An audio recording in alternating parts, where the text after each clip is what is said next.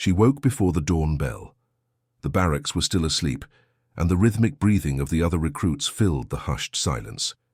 Isabela Hart sat on the bottom bunk, pulled on her uniform, folded with surgical precision, and slipped on her boots, all without turning on any lights. The clock read 4:12 a.m. The Texas air was thick and cold, and the fog shrouding Conwell Base seemed heavier that morning. As she walked alone toward the training grounds, she heard the first whispers that were no longer new to her. There goes the 40-year-old recruit. He must have come to cook, not to fight. Isabela kept her gaze fixed, as if nothing were touching her. But each sentence was a blade disguised as laughter. Her face was serene, but her eyes, deep and steady, denounced a soul that had seen what few dare imagine. In the courtyard, lined up with the others, she stretched her muscles as she listened to the instructor's count. When she bent down to adjust the strap on her leg, her balance faltered for a moment. She fell to her knees, straight into the mud. The laughter echoed like a cruel chorus. That one can't even tie her own shoelaces. I bet you've never held a rifle. She stood up silently. She wiped the mud from her leg with the palm of her hand. Her clenched jaw hid more than anger. It hid memories she'd never shared with anyone there. If only they knew, but they didn't know, because no one there could imagine what lay behind that impeccable posture. It wasn't just discipline, it was survival. Every step Isabela Hart took in that field was a gesture rehearsed by years of silence, by missions erased from the archives, and by decisions that still woke her in the middle of the night. Have you ever felt that way? As if everyone around you was only seeing the shell and completely ignoring what lay within? Stay with me. What you discover now may surprise you. That morning in the locker room, while the others exchanged taunts and prepared in a group, Isabela removed her shirt with calm movements, like someone dismantling a weapon with precision. No one noticed the small scar near her jaw, nor the marks on her shoulder. But a new recruit nearby noticed her silence and whispered to another, "She doesn't even talk. Does she at least know how to shoot?" The laughter was drowned out by a siren. Time for the simulation. Everyone ran out. Isabela was the last to cross the threshold, as if she were always 10 seconds behind, but internally 10 years ahead. In the training area, the fog hadn't yet lifted. Commands were shouted, groups formed, and Isabela, with no one to choose her, was thrown in with the leftovers, the excluded, the discredited. But what no one realized was that she didn't need a group. She had already led one that not even the government recognized. During the simulation, she ran as if she were the last one to leave a burning station. She jumped barricades with precision and coolness. But she didn't attract attention.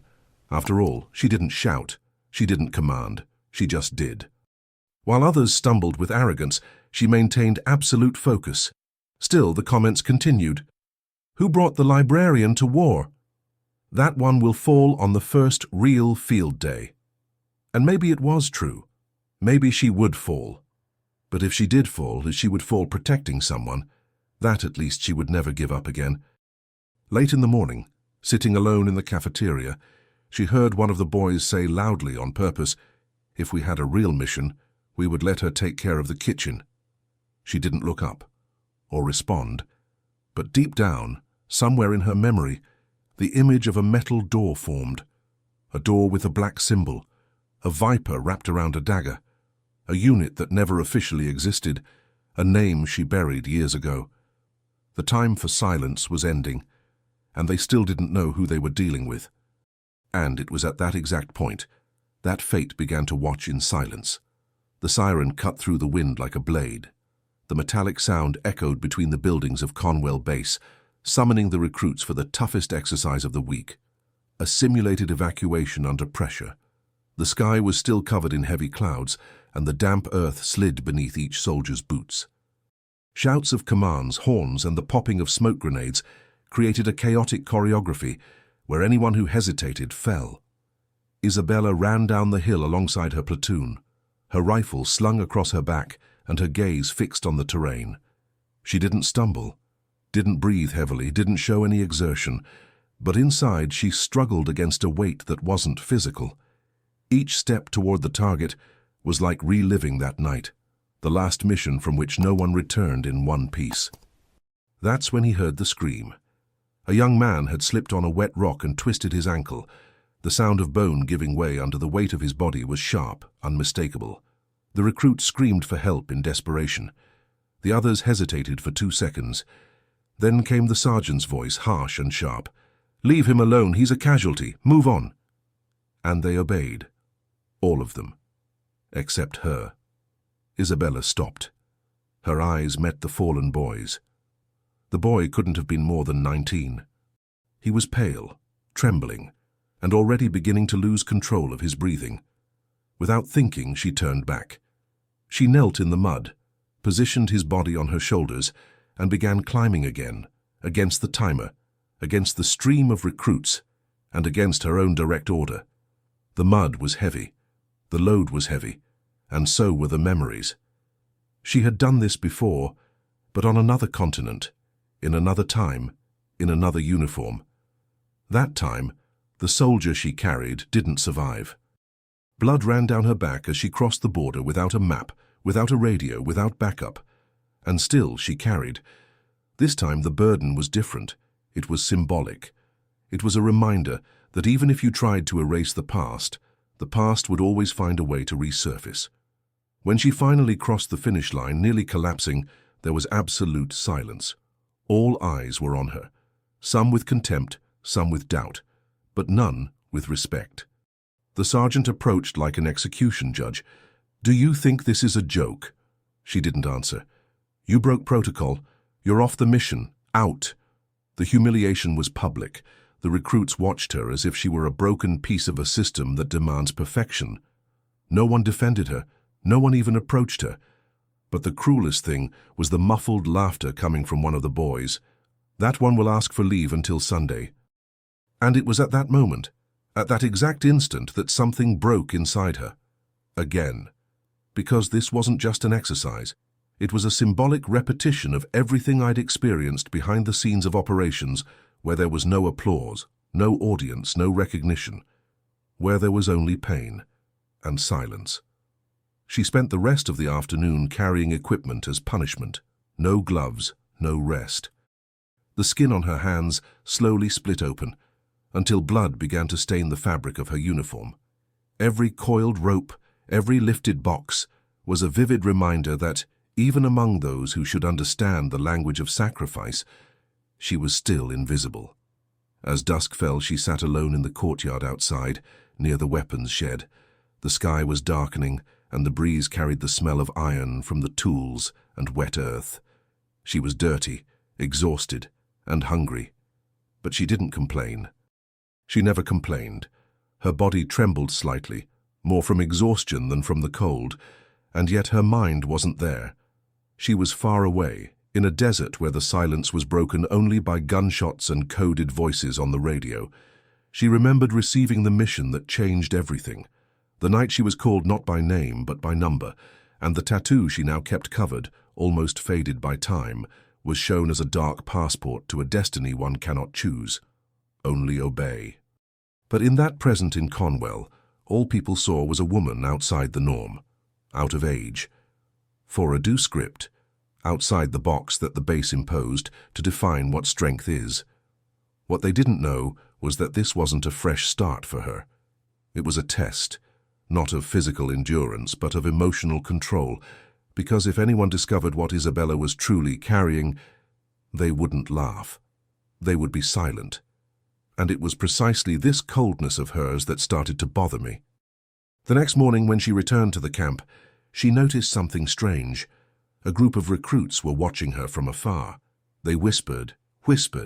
Among them, one of them walked past her on purpose and bumped into her shoulder.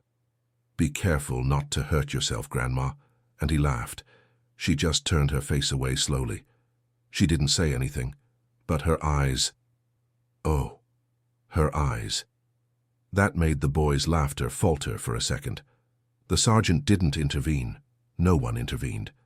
Because the truth is, in environments where power is fragile, it's easier to ridicule than to understand.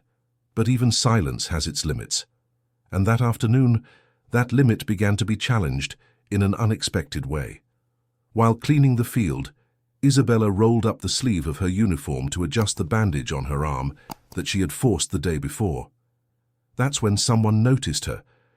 An old tattoo, darkened by time, had partially appeared on her forearm, a black viper coiled around a dagger.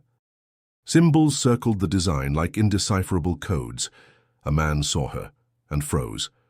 Colonel Daniel Granger stood just a few steps away. He didn't say anything right away. He just stared at it for more than 10 seconds. Time stood still. He walked toward her. The recruits didn't realize what was happening. It seemed like just an ordinary exchange. But when he got closer, his voice was low, almost like a whisper. "Are you sure you want to be here?" She looked up slowly.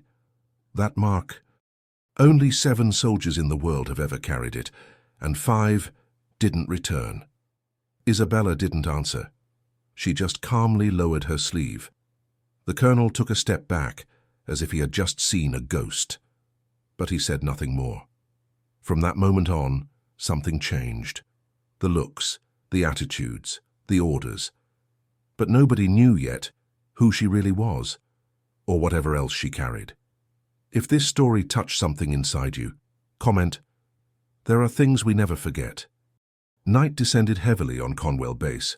The training ground, which hours before had been boiling with screams and simulated explosions, was now plunged into silence and mud. The cold wind buffeted the metal structures, shaking sodden flags. Amid the darkness, only one silhouette walked alone, hunched over with exhaustion: Isabela Hart. She dragged a box of tactical supplies, growing heavier by the second. The metal strap pressed into her already cold-cracked fingers, and the mud gripped her boots with every step, as if the ground had tried to hold her back in the past. Her back ached, her muscles trembled, but she kept going, without hastening her pace, without complaining. No one was watching, and yet she acted as if the world were watching. Footsteps sounded behind the empty bleachers. 3 recruits, still in their dry uniforms and with trays of food in their hands, watched her with contempt. "We just wish you would give up already. It's ugly to see." The tone was mocking, but there was something else there. Unease disguised as mockery. Fear thinly disguised as disdain. The boldest of the group approached and bumped into her shoulder, not hard, but with the arrogance of someone who believes he's on top. "What are you going to do, Auntie? Play heroin again?" She remained motionless. She didn't even look at them. She continued dragging the box, as if it were just another bump in the road she already knew all too well. Her silence was so deafening that for a moment the 3 of them seemed unsure how to react. Then they laughed. But it was forced laughter, because even without knowing who she was, there was something about her that bothered me. In the cafeteria, hours later, Isabela arrived late. The food was already cold. He sat at the head of the table, away from the noisy crowds. As he ate slowly, his hand still shaking with exhaustion, he couldn't help but glance briefly to the corner of the room, where a cracked mirror reflected her image. The mud on her face, the sunken eyes, the hard expression. Not even she seemed to recognize herself. That was when memory caught her by surprise, as it often did on silent nights. She found herself back in the narrow cavern of a mission 9 years ago. A wounded ally on the other side of the line of fire, the radio crackling, the silence of the decision: obey the order to retreat or go through that hell on her own. She went, and he came back with him in his arms, but he lost half the team on that pick, and he never slept properly again. The pain in her chest came as a subtle tightening, almost imperceptible, but enough to make her stop chewing for a moment. She blinked slowly, took a deep breath as if pushing the past back inside. No one could see it. No one. As he got up to leave, he left his plate on the sink and walked past 2 instructors who were whispering with their arms crossed. She thinks she's still active. A shadow of its former self, if it ever was anything. They didn't know how much truth there was in that comment. They didn't even imagine the size of the shadow she was trying to hide. That early morning at the hostel, insomnia was inevitable. While the others slept, she rummaged through the bottom of her backpack and found, wrapped in an old cloth, the object she most hid, a piece of fabric with a hand-sewn symbol, the black viper, entwined with the blade no one else was allowed to use.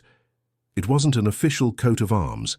It was a silent pact, a hidden truth. And there in that cold barracks, with the creaking of the metal structure in the background and the muffled sound of others breathing, Isabela knew for sure this base wasn't the end.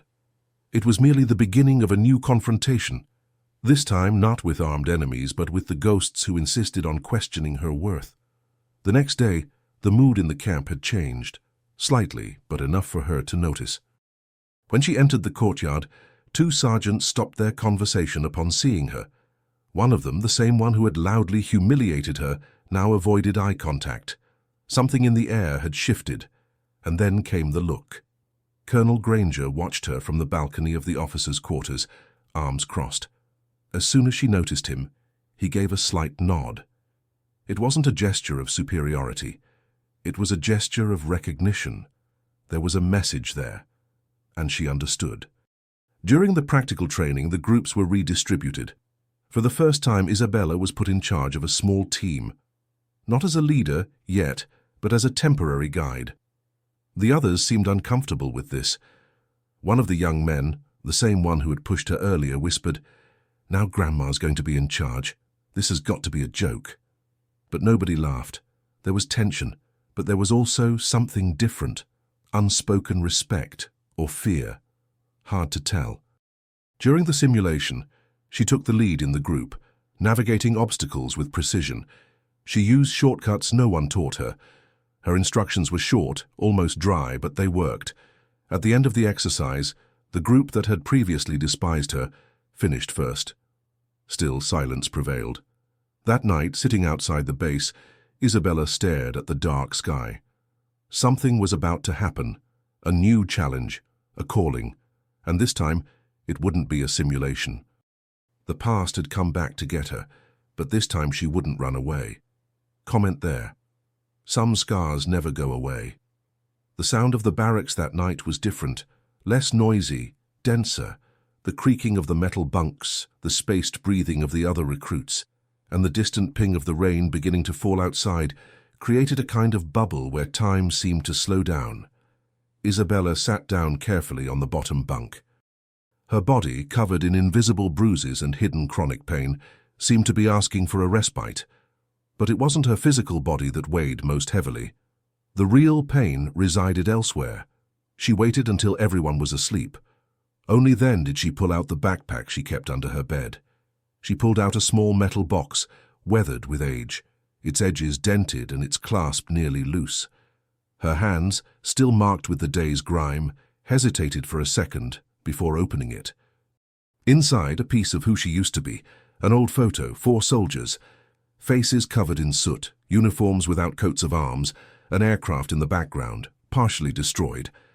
She was there, younger, but with the same hardened gaze, a gaze that seemed to carry the world on her shoulders. Beside the image, folded with extreme care, was the note. The paper, yellowed and almost brittle, still bore the words handwritten in dark ink. "If you ever need to disappear, use the name Hart. And never reveal the brand." She read slowly as if reliving an oath, and then the air escaped her lips in a long, restrained, almost painful sigh. It was strange how some sentences could cross the years and still burn as if they were fresh. The name Hart wasn't hers, at least not at first. It was a protection, a shield hastily created when everything fell apart. In that moment, alone in the dim light escaping from the window, Isabela allowed herself what she never showed anyone: vulnerability. 2 silent tears fell, not of sadness, but of longing. Not for the people in the photo, most of them were no longer alive, but for the version of herself that still believed she could emerge from war as the same person. And maybe that was what hurt the most. She remembered a specific night, a village in the middle of a hostile valley where the silence was shattered by enemy sirens, a makeshift shelter, and a child, his face covered in dust and his eyes frightened. Isabela carried him in her arms for 7 miles without stopping. When they finally reached the extraction point, there was only room for one. She put the child in the helicopter and stayed. Command called her a rebel, But the pilot shook her hand and said, "One day, this will make sense. Even if no one sees it." And nobody saw. At the base where she was later transferred, no one recognized her. No one knew what she had done.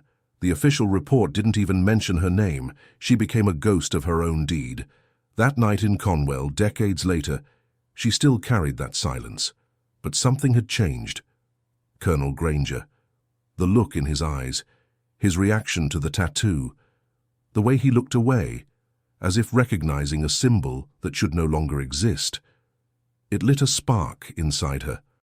A reminder that perhaps her story wasn't over yet. The next day, activity at the base was unusual. A convoy had arrived, officers from the capital, a new communique from high command. Something was brewing. Rumors of a special operation began to circulate. High risk, few details, high tension. During lunch, a few sergeants were talking quietly in a secluded corner of the mess hall. One of them looked up and stared at Isabela for a few seconds before speaking again. She noticed. She noticed everything. Later in the courtyard, she was called to the colonel's office. The walk there was silent but heavy, as if each step took her back to a past that had never been completely buried.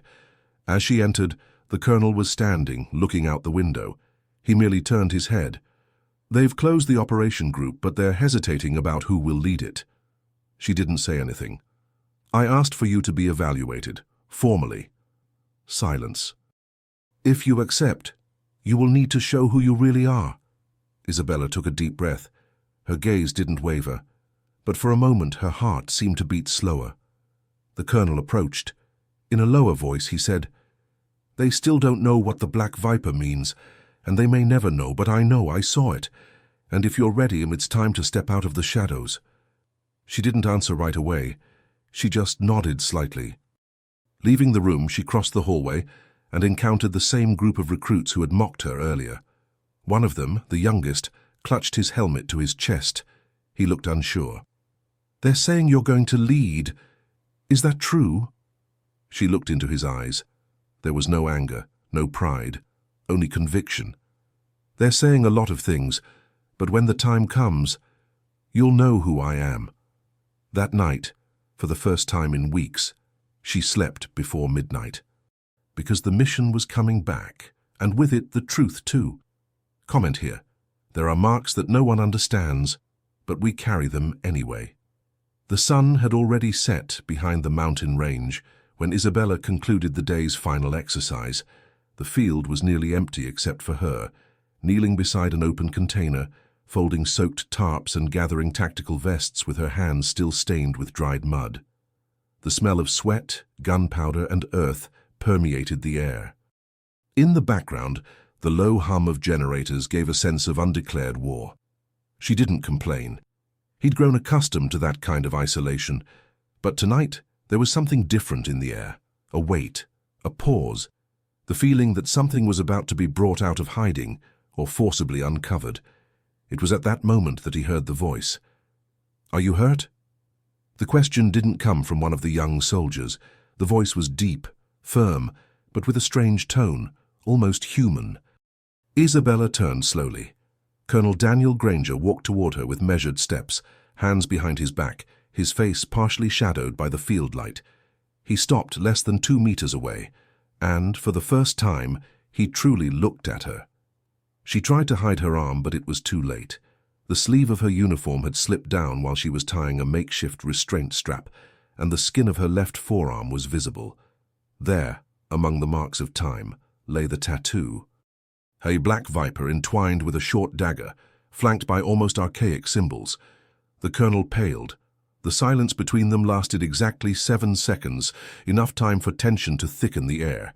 He took 2 steps forward. His gaze was no longer clinical. It was haunted. "Where did you get that?" he whispered, as if speaking to a secret. Isabela lowered her eyes and crossed her arms over her body. She didn't answer. She didn't need to. That mark, only 7 soldiers in the world have ever carried it, and 5 didn't return. She remained silent, but her clenched jaw gave away what words couldn't. The truth, no matter how much she tried to avoid it, had been pulled from the darkness, not by choice, by fate. The colonel took a deep breath, turned around, and left. But in that instant, something settled over the camp. Undeclared respect, watchful eyes, covered whispers. The rumor that this woman, previously despised for her age and silence, might not be who everyone thought. In the barracks that same night, the atmosphere was tense. The recruits whispered among themselves. One of them, the youngest of the group, held up her cell phone, the screen lit up displaying an old article archived in obscure forums. Ghost Unit, what is known about the Black Viper? The text didn't name names, but it spoke of 7 soldiers chosen in their youth, trained outside conventional standards, and sent on missions that didn't even officially exist. Isabela, alone in her corner, pretended not to hear. But she heard everything, the chair creaking, the muffled questions, the growing doubt. But what no one imagined was that the symbol on his arm wasn't a trophy, it was a scar, a sentence carried in silence. Years ago, on that same base, but in a deactivated and hidden version, she had sworn never to return. She had promised herself she would never again let anyone look at her like a ghost. But there she was, once again surrounded by eyes she couldn't decide whether to fear or despise. The next morning, the base's rhythm seemed to have quickened. A new mission had been announced, a high-risk mission, with a location yet to be revealed. It was something big and urgent. Command was assembled, and the sergeant speculated about who would lead the operation. No one felt ready. Many avoided even commenting. Some whispered that it was a suicide attempt, but it was the colonel who broke the impasse. During the meeting, with the other officers hesitant, he stood up and without hesitation said, "I have a leadership suggestion. If she accepts, this mission has a chance." Eyes turned to him. No one expected that. "Who?" asked a major. The colonel simply replied, "Isabela Hart." Silence. Some frowned. Others laughed with concealed contempt. One of the lieutenants even asked aloud, "The 40-year-old? You're going to put the lives of 20 soldiers in the hands of a recruit who barely speaks." But the colonel didn't answer. He just looked at him with the calm of someone who knows something others don't. Hours later, Isabela was summoned to the office. She sat in front of 3 officers, including Granger. The proposal was clear: lead the mission, complete autonomy. But with one requirement: she would have to assemble her own group, choose who would lead. She didn't respond immediately. She didn't even show surprise. It was as if she knew this moment would come. He stood up. He looked at the 3 of them and simply said, "I'm going to need volunteers." By the time they got back to their lodging, rumors had already spread. The group that had been laughing before now seemed divided. Some were suspicious, others were curious, and there were those who were relieved, as if her mere presence were a guarantee. At the end of the day, she walked alone across the field, watching the sun slowly set behind the hangar. Her eyes, still steady, hid the turmoil within. But inside, something had changed. She knew she wasn't there to prove anything to anyone. She was there to honor those who didn't return, to fulfill her last promise. And this time, she wouldn't run from her own name. Write it down. I also have something I don't tell anyone. The atmosphere at Conwell Base was no longer the same. What was once routine became waiting for an answer, for a choice, for a name. And this time, the name circulating through the corridors didn't come from above. It wasn't adorned with medals or emblazoned decorations. It was whispered, almost with respect, almost with fear. Isabela Hart. For 2 days, the base's corridors vibrated with restrained silence. The sergeants treated her formally. The glances that had once swept her with disdain now shifted, or else remained fixed for too long. And the same young men who had laughed at her age, her posture, her coldness, were among the first to show up in the courtyard when she asked for volunteers. But behind that sudden reverence, there was also unease. No one knew exactly where she was coming from. No one understood how a woman, just weeks ago treated like an outlier, had become the center of a mission everyone dreaded. On the morning of the selection, Isabela emerged into the courtyard wearing the same worn uniform as always. No badges, no adornments, But there was something different about her walk. It was the same tired body, bruised knees, stiff shoulders, calloused hands. Only now, there was purpose in every step. She walked to the center of the group and stared at the faces before her. No inspiring speech, no direct orders. She just stared. You know what this is about. Whoever stays doesn't come back the same. 7 decided to stay.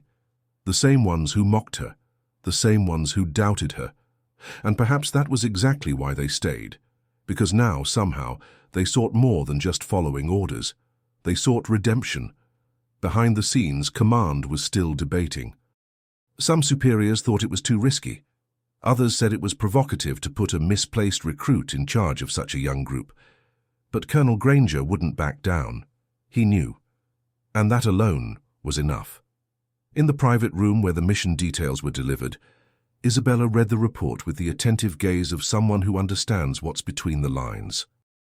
The operation involved infiltration into an unstable area in the southern part of the state, with civilians at risk and unknown armed movements. The kind of mission that required composure, not brute force, not numbers, but tactical nous. She didn't say anything.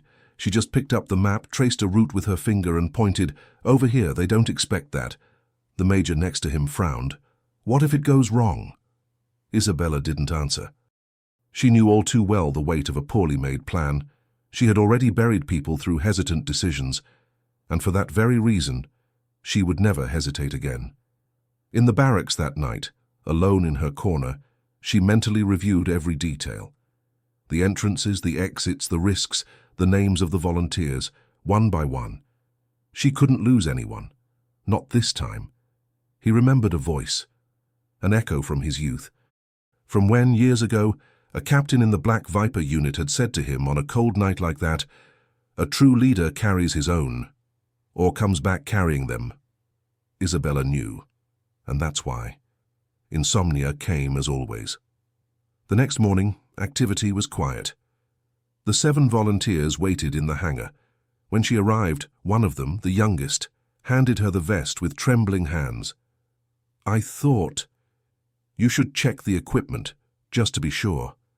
She picked up the vest, adjusted it, said nothing, but the gesture didn't go unnoticed. One by one, she checked the group's details. She checked tapes, gauges, flashlights, radios, just like she had years ago, and for an instant, she saw her old team there. The faces were different, but the tension, the anticipation was identical. The colonel watched everything from a distance. As she passed him, he said in a low voice, "Don't think twice, Hart.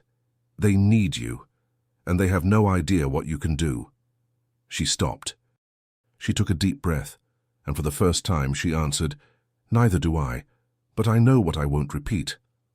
As the group boarded, the sky began to lighten. A shy blue filled the horizon, and the sound of the idling engine was drowned out by the dry morning wind. Inside the vehicle, eyes met in silence, but there was no panic. There was surrender. She looked at each of them in turn. Then, in a firm but calm tone, she said, "The difference between a mission and a massacre is in every decision we make. Be careful. Make it count." No one smiled, but everyone nodded. As if, even without knowing exactly who she was, they trusted her more than they trusted themselves. The vehicle rolled down the road, disappearing into the dust of the base, and with it, a new era began. Only this time, Isabela wasn't running away from the past. I was ready to rewrite the ending of the story. Comment here. There are things that only we feel inside. The helicopter landed on uneven terrain, kicking up a thick cloud of sand and broken branches. The roar of the blades drowned out any verbal communication, but Isabela's eyes spoke volumes. With short, firm gestures, she indicated the entry formation and cover points. None of the 7 hesitated. The mission had begun. They advanced along a dense trail with low vegetation and twisted branches that scratched skin and snagged equipment. Signs of hostile presence were everywhere. Fresh footprints, open cans, half-lit cigarettes, the kind of scenario any instructor would classify as a trap. But Isabela didn't back down. Her posture was tense but controlled. like someone who has hiked through much worse places and returned alone. The group was approaching a camouflaged cabin in the middle of the forest when tension reached a peak. One of the younger soldiers tripped over a rope trap. The sharp snap made time stand still. Reflexively, Isabela threw herself at him, pulling him aside. The shot didn't come, it was a false trap, but the scare was real. And the scariest part wasn't the danger. It was the calm with which she acted, as if her body knew what to do before her mind even processed it. Later, already inside the target zone, the real test arrived. Screams in the distance, a group of civilians cornered by armed and disorganized fighters, the kind of situation where any mistake could cost a life. One of the recruits hesitated, another broke out in a cold sweat, but Isabela didn't shout, didn't give orders. She just walked ahead, in silence. She skirted the flank, signaled to two soldiers with her finger, and disappeared into the brush. Minutes later, the noises ceased. The enemy had been routed, not by gunfire but by tactics, positioning, surprise. She had cleared the path with a precision no one in the group had even known was possible. At the end of the mission, with the civilians evacuated and the team intact, no one celebrated euphorically. The feeling was different. Absolute respect. A silence of honor. One of the volunteers, the same one who had laughed at her earlier in the training camp, looked at her with teary eyes. "We didn't deserve to be with you, but thank you for not giving up on us." Isabela simply nodded. Her gaze, though firm, betrayed a profound weariness.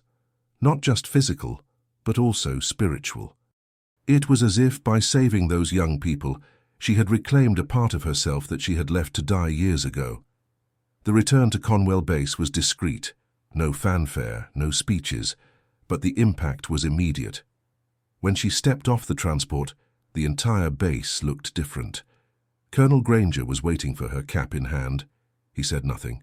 He just stared at her, and in his gaze was a kind of greeting that transcends any hierarchy. From that day on, no one called her recruit anymore. No one whispered jokes. She was referred to as Instructor Hart. The younger cadets followed her with their eyes. The veterans bowed their heads in respect. But she was still the same one who gathered her equipment alone, who ate in silence, who left the room before the conversation ended. Because no matter how much the name changed, the mark was still there. The viper, the dagger, and the faces only she saw at night. One afternoon, near the end of her workday, she walked alone through the empty field. The sun painted the sky a dense orange, and the dry wind lifted leaves that scratched the ground like memories. In her hands, her sweaty cap. On her face, for the first time, a faint trace of relief. Or maybe it was gratitude. Not for the recognition, but for having fulfilled what she swore to herself. To fail no one. To lose no one again. It was at that moment that a 19-year-old girl, slight, with her hair tied up crookedly and eyes full of questions, approached slowly. "They say you were from Black Viper. Is that true?" Isabela observed her patiently. The girl didn't seem to be trying to impress. She just wanted to know if the story going around the halls was true. If that woman, invisible until recently, was really what they said. She took a step forward, her eyes fixed on the girl's. And then, for the first time since arriving at the base, she smiled. "Don't believe everything they say. Believe in what you do." The girl fell silent, but that moment remained, because without realizing it, Isabela had stopped being a mystery and started becoming a legend. And even without recounting the details, without ever speaking of the viper, the dagger, or those left behind, she knew that part of the mission still continued. Not in the maps, but in the mindset. In the transformation of every gaze that once judged her and now followed her. Write in the comments. Every scar has a mission behind it. If you've made it this far, it's because something in this story resonated with you. And if it did, then this channel is for you too. Here we talk about quiet courage, legacies beyond medals, and people who carry more than meets the eye. If you haven't subscribed yet, do so now. This way you can continue following stories like Isabela's, which in one way or another end up reminding us who we are inside, even when the world can't see it? Leave it here in the comments. I saw the viper, just so I know you stayed until the end, and that this message found the right place. Oh, and if this video resonated with you, please leave a like. This helps this type of content reach more people who need to hear these stories. There's a video right here that will take you on another journey that might speak even more to you. Click and stay with me there. The next story is already waiting.